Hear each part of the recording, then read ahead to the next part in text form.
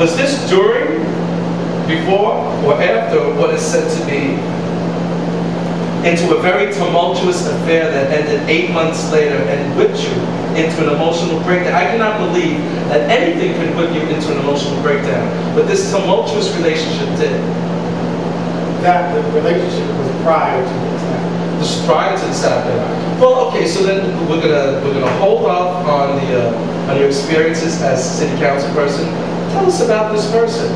Oh, that's an old story. Well, we're old people and adults. We've all had those, you know, when your nose got wide open. Your nose got wide open. Your nose got wide open. Kinky. Yeah. Well, some of you are old enough to know that. That's old school. That's the same for me, that my nose wide open. Well, okay, where did you meet him? Well, we're not going to go. Actually, at an ACT UP meeting. At an ACT UP meeting? At an ACT UP meeting. I was scared of ACT UP. Yeah. They freaked me out because I knew that there had to be some change, and I knew that the change was going to be revolutionary. I wasn't ready. God bless you. Okay, big up to ACT UP, okay? Okay, so you met him in ACT UP and 8 months of tumultuousness. Tumultuousness? Yes. Yeah, was, you know, can you share some experience that, you know, what it was that you were seduced by this person? Well, if you see him, you understand. So it was a physical thing? Yeah, this was one of the most, you know, sexual people that I knew. And it was mutual, so, you know, it wasn't as if, you know, it was one-sided thing. We left each other's head up for a while. Really? Yes. Well, I'm sorry that you couldn't make that. You know, but that's my dream, that, you know, that a relationship, you know, will have that kind of, you know, animal magnetism, but it's tempered. Plus is a good word. Thank you. And, but that it is tempered with, you know, while you're not having sex, you have so much more to share. Did you guys not share anything while you were in the sheets?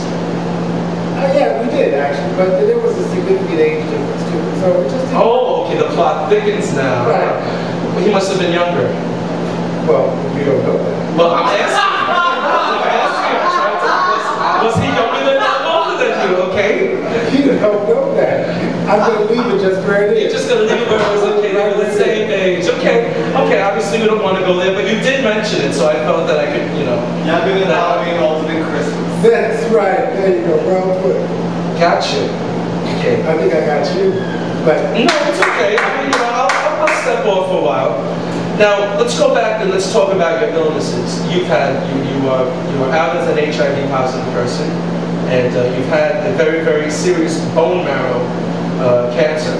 Okay, and that first happened in 1995. Yes. You were diagnosed, you were treated, you got better, you ran for city council person, you won in a landslide. Tell us about your experiences as an out, open, gay, black male on the city council. it was a wonderful experience. I had an opportunity, I think, to make some significant changes. Talk about it. Well, legislatively, we passed legislation that makes it against the law for police and racial profile. Yes. Racial profile, and what else? Police can actually go to jail for racial profile. and much more. We passed legislation about predatory lending that unfortunately the mayor vetoed. Which mayor vetoed that? This present mayor, it was one of the most, the banks, of course, had a heart attack. This is before everybody lost their homes. The city had passed a law that I wrote prohibiting sort of usury loan rates that the banks were.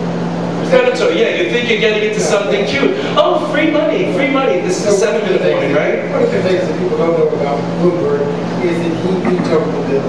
And the council wrote the bill, and then he went. Excuse me, all YouTubers.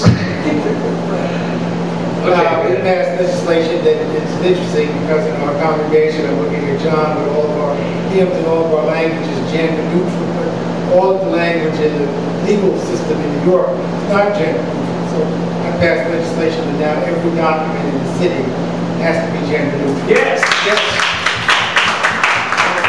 I'm probably best known for passing legislation that makes it against the law to get a fine for having a cell phone, using a cell phone in a theater. Oh, thank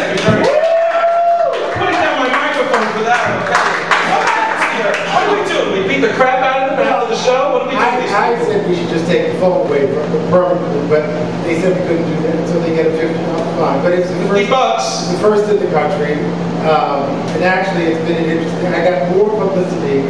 I was on TV around the world, quite literally, Israeli TV, Irish TV, Japan TV, about that piece of legislation than about anything else that we did in the city council.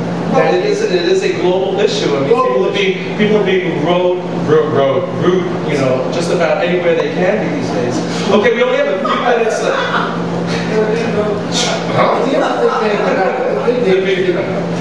Sorry. The interesting thing to me about my election was that district was drawn to be a Latino district. We draw many districts, whether it's right or wrong, based on race, to make sure there's what we call proper representations of the black districts.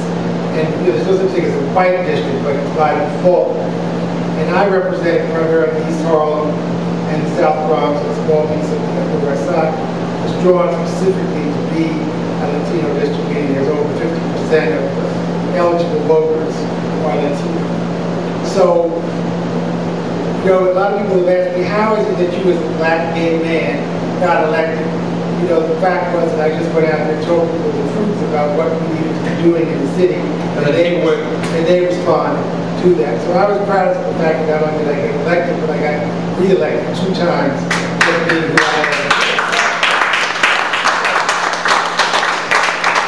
Well, we are running out of time, and I can't stand it because I wanted to talk about your recent recovery from your bout with bone marrow cancer. You were in church. You were doing fine. You had just gotten over it, and then all of a sudden it happened again. That was maybe about 2 months ago. No, I actually have. You know, the congregation has been so supportive of me, and I think that has a lot to do with my recovery. But I, as a consequence of the bone marrow, ended up with leukemia, a very aggressive form of leukemia, which I still have. This is the first time I've talked about it. I'm in the hospice program right now. You look incredible. I cannot believe the difference just from a few weeks ago from when we met. I was in the hospital under chemo for 8 weeks, and I felt the love of this church, and I think that and Reverend is there. It's our prayer. Everybody can give it up for that. You know what? We're going to stop right there because that's a very positive note. I'm going to stand for Phil Reed.